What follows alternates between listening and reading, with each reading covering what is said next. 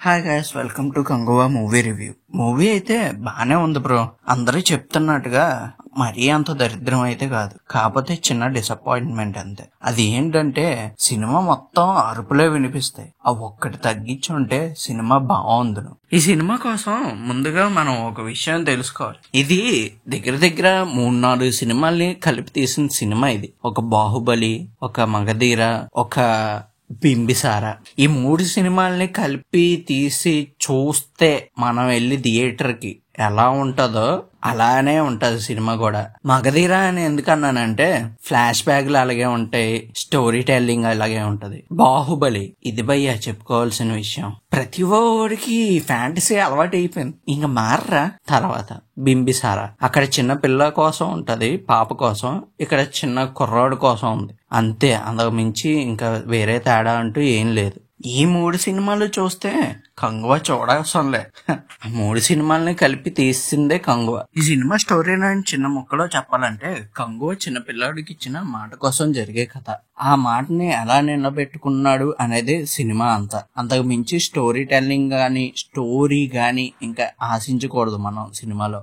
అంతకు మించి ఈ సినిమాలో స్టోరీ అంటే ఏముండదు. ఇంక క్యారెక్టర్స్ పరంగా అయితే సూర్య యాక్టింగ్ ఓకే, పిల్లడి యాక్టింగ్ కూడా ఓకే. మిగతా క్యారెక్టర్లు అందరివి ఏదో సోసోగా వెళ్ళిపోతూ ఉంటాయి. ఇందులో అత్యంత దరిద్రమైన క్యారెక్టర్ ఎవరిదిరా బాబు అంటే దిశా పటాని. కామెడీ కోసం అని చెప్పి 2-3 ఇరికించేశారు, అది కూడా వేస్ట్ అయింది. మైనస్ పాయింట్ అనే చెప్పాలి అది ఒక రకంగా సినిమాకి. ఇంక ఈ సినిమాలో విలన్ గా నటించిన బాబీ డియోల్ కోసం చెప్పుకోవాలంటే ఏం లేదు భయ్యా. అతను ఎందుకురా బాబు ఈ సినిమా చేస్తున్నాను అన్నట్టు చేశాడు సినిమా అంతా. అసలు అతనికి ఆ క్యారెక్టర్ నచ్చలేదో మరి సినిమాయే అటువంటిదో తెలియదు గాని, లేదు క్యారెక్టర్ లో అయితే పసలేదు. ఇందులో బీభత్సమైన క్యారెక్టర్ అంటే ఏదో చెప్పనా, కార్తీదే. కేమియో రోల్ చిన్నదైనా సరే నాకు తెలిసి దగ్గర దగ్గర 5-6 నిమిషాలు ఉంటది. కార్తీ రోలు బాగుంది, అందరికన్నా నచ్చింది కూడా నాకు. అంటే ఈ పాయింట్ ని ఎలా తీసుకున్నారంటే, విక్రమ్ సినిమాలో రోలక్స్ ఎలాగైతే ఉన్నాడో ఈ సినిమాలో కార్తీ అలా అన్నమాట. అంతకు మించి పెద్దగా ఏం చేయలేదు. ఇంకా బీజిఎం, పాటలు, యాక్షన్ సీన్స్ అంటే వీటి కోసం పెద్ద మాట్లాడుకోవాల్సిన అవసరమే లేదు సినిమాలో. ఎందుకంటే డిఎస్పి ఫెయిల్ అయిపోయాడు, పచ్చిగా చెప్తున్నా. ఇంతకు ముందు ఉన్న డిఎస్పి వేరు, ఇప్పుడున్న డిఎస్పి వేరు. అసలు ఎలా అంటే ఒక సీన్ రన్ అవుతూ ఉంటది, ఆ వెనకతలు వేరే మ్యూజిక్ వస్తుంది, ఆ మ్యూజిక్ మనకెక్కదు.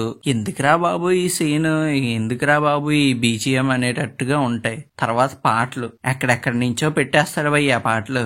ఎందుకంటే అవన్నీ యాక్షన్ సీన్స్, అర్థం కాని యాక్షన్ సీన్స్. నిజం చెప్తున్నా. ముసలితో ఫైటింగ్ అన్నారు, అవి ముసల్లా ఉండవు, ముసలోళ్ళలా ఉంటాయి వాటితో ఫైటింగ్. ఈ సినిమాకి మళ్ళా సీక్వెల్ అంట. ఎందుకురా బాబు దొబ్బడానికి, కాకపోతే ఇదే ఎక్కువ.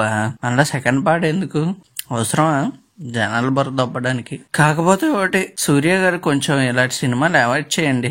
ఇంక ఈ సినిమా కోసం ఇంకా ఎంతకన్నా ఎక్కువ మాట్లాడితే వేస్ట్ అవుతుంది. ఎందుకంటే ఇంకా ఎక్కువ చెప్పుకోవడానికి కూడా సినిమాలో ఏం ఉండదు. ఇంకా చెప్పాలంటే దీంతో పాటు వచ్చిన మట్కా నయ్యం చాలా బాగుంటది సినిమా. వరుణ్ తేజ్ యాక్టింగ్ అయితే వేరే లెవెల్లో ఉంటది, అది చూసి ఎంజాయ్ చేయండి. ఇంతవరకు సినిమా ఎవరైనా వెళ్ళి చూడకపోతే చూడండి, ఎందుకంటే సినిమా ఎలా ఉంటుందో మీకు కూడా తెలియాలిగా. రివ్యూస్ మాట వినకండి ఇప్పుడు, ఎందుకంటే ఒక్కొక్కరికి నచ్చచ్చు, ఒక్కొక్కరికి నచ్చకపోవచ్చు. అది మా ఒపీనియన్ బట్టి ఉంటది. మీరు వెళ్ళి సినిమా చూసి నచ్చితే ఓకే, అప్పుడు మీరేమనుకుంటారో తెలుసా, ఈడేంట్రా బాబు ఇలా సోచి చెప్పాడు, సినిమా ఎంత బాగుంది కదా అని అనుకుంటారు. లేదు నచ్చలేదా అనుకో, అబ్బా బాగా చెప్పాడ్రా అని మీరే అంటారు. ఓకే గైస్, ఇది ఇవాళ వీడియో. నచ్చితే లైక్ చేయండి, షేర్ చేయండి, సబ్స్క్రైబ్ చేసుకోండి. నచ్చితేనే, నచ్చకపోతే వద్దు.